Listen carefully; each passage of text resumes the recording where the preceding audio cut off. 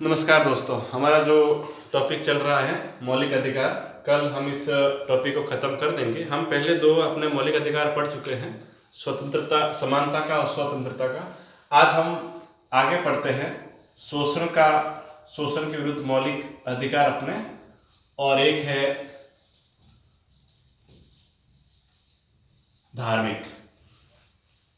दो आज हम मौलिक अधिकार पढ़ेंगे और जो बाकी के दो बचेंगे वो कल सुबह के टॉपिक में हम इसको कवर कर लेंगे। ये अपना अनुच्छेद नंबर 23 और अनुच्छेद नंबर 24 क्लियर। ये अपना जो है अनुच्छेद नंबर 25, 26, 27 और 28। आज हम इन पे चर्चा करेंगे। अनुच्छेद नंबर 23, अनुच्छेद नंबर 23 जो है शोषण के विरुद्ध अगर हम बात करें, अनुच्छेद नंबर 23 का ये कहता है कि मानव के दुर्व्यवहार पर रोक लगाएगी। मानव का दुर्व्यवहार, या जिसे हम कहते हैं बलात्श्रम नहीं करवाया जाएगा। उन्हें अगर कोई काम करवाते हैं तो उन्हें काम के बदले में पैसे दे देने चाहिए फ्री में, या उसके साथ कोई दुर्व्यवहार नहीं किया जाएगा। हम जैसे आप देखते हैं कि अगर कैदियों से भी अगर काम करवाते हैं तो सरकार उनको उनके लिए पैसे देती है, मतलब फ्री में उनसे भी काम नहीं करवाया जाता है। जैसे ये जो चीजें हैं ना, वो पहले टाइम बहुत चलती थी, जैसे दास प्रथा थी, बेगार प्रथा थी।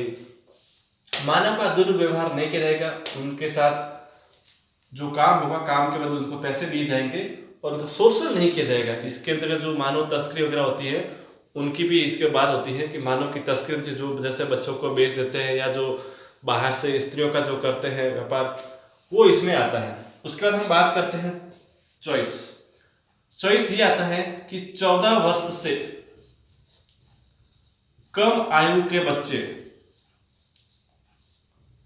14 वर्ष से कम आयु के बच्चों का सिलेक्शन। 14 वर्ष से जो कम आयु के बच्चे होते हैं उनको, जैसे जो जोखिम भरी जगह होती है, जैसे फैक्ट्री वगैरह होते हैं, कारखाने होते हैं, वहां पर इन बच्चों से काम नहीं करवाया जाएगा। अगर यहाँ पे काम करवाते हैं तो इसके लिए जो प्रावधान है सजा का 3 महीने से लेकर के 12 महीने तक सजा का प्रावधान है, और 10,000 से लेकर 20,000 तक इसमें सजा का प्रावधान है।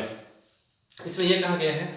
तो शोषण की अगर हम बात करें तो इसमें टोटल 2 मौलिक अधिकार आते हैं अपने। एक तो मानव का दुर्व्यवहार, उसके साथ बलात्कार नहीं होगा, और दूसरा जो है 14 वर्ष से कम आयु के बच्चों के साथ काम नहीं करवाया जाएगा, जोखिम। अब हम पढ़ते हैं धार्मिक। अगर हम धार्मिक स्वतंत्रता की अगर बात करें तो धार्मिक स्वतंत्रता में हमारे पास 4 मौलिक अधिकार हैं, 25, 26, 27 और 28। 25 वही कहेगा कि अंतःकरण की स्वतंत्रता, मतलब मानव कोई भी धर्म को अपना सकता है। अंतःकरण की स्वतंत्रता मतलब किसी भी धर्म को अबाध रूप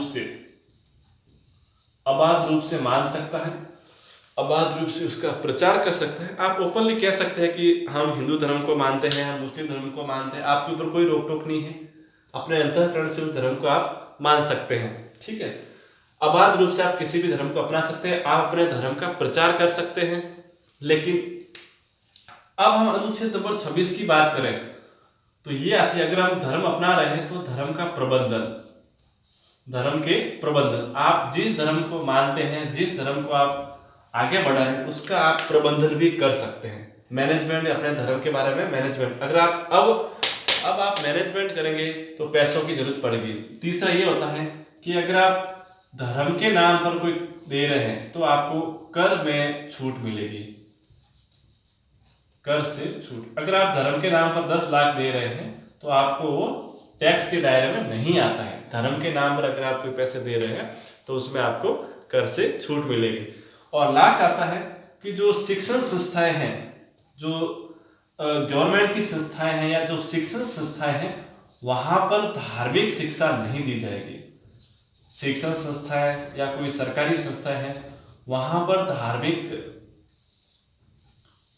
धार्मिक शिक्षा नहीं। हाँ, अगर कोई इंस्टीट्यूट ऐसे हैं जो किसी धर्म विशेष, जैसे मदरसे वगैरह होते हैं, तो वहां पर कह सकते हैं कि वो विशेष धर्म की शिक्षा दे सकते हैं। लेकिन अगर कोई सरकारी कार्यालय है या कोई ऐसे स्कूल वगैरह होते हैं, वहां पर किसी विशेष धर्म को लेकर कोई भी शिक्षा नहीं दी जाएगी, ठीक है।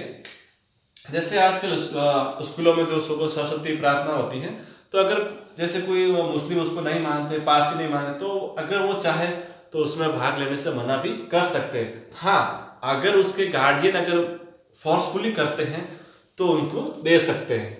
ये हो गया शिक्षण संस्थाओं से संबंधित।